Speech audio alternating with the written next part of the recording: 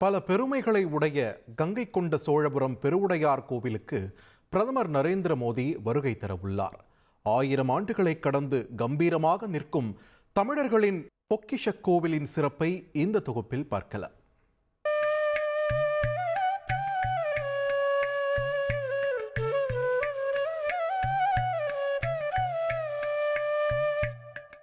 ஆயிரம் ஆண்டுகள் பழமை, 160 அடி உயர விமானம், ஒரே கல்லால் ஆன 13 அடி உயர சிவலிங்கம், காணாமல் போன கோபுரங்கள், அடித்து உடைக்கப்பட்ட மண்டபங்கள், பெயர்த்து எடுக்கப்பட்ட திருச்சுற்று மாளிகை, இராணுவத் தளமாக மாறிய கோவில், இப்படி பல மர்மங்களை கொண்ட ஒரு மாபெரும் சரித்திர பூமிதான் கங்கை கொண்ட சோழேச்சரம்.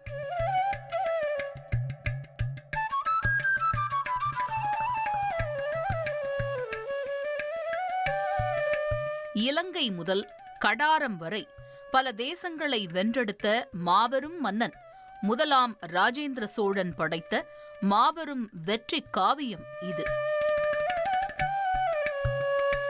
பல போர்களையும் படையெடுப்புகளையும் கடந்து இந்த கற்றளி இன்றும் கம்பீரமாக காட்சி கொடுக்கிறதென்றால் சோழனின் பெருமையை என்னென்று சொல்வது?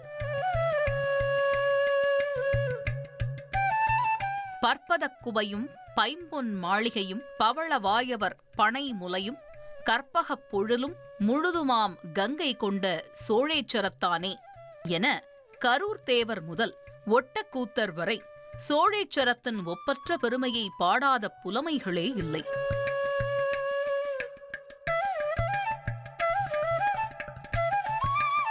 தன்னிகரற்று நிற்கும் இந்த புண்ணிய தளத்தின் புகழை தெரிந்து கொள்ள 1000 ஆண்டு வரலாற்று பக்கங்களை புரட்ட வேண்டும்.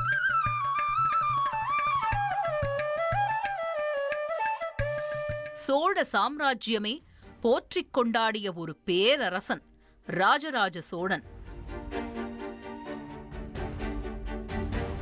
புலிக்கு பிறந்தது பூனையாகுமா என்பதைப் போல தந்தைக்கு மிஞ்சிய தனையனாக சோழ குலத்தில் உதித்தவர்தான் முதலாம் ராஜேந்திர சோழன்.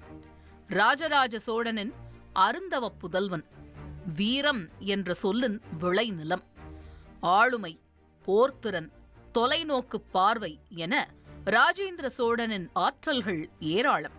தந்தை ராஜராஜ சோழனின் ஆட்சி காலத்தில் வேங்கி மற்றும் கலிங்க போர்களில் போர் தளபதியாக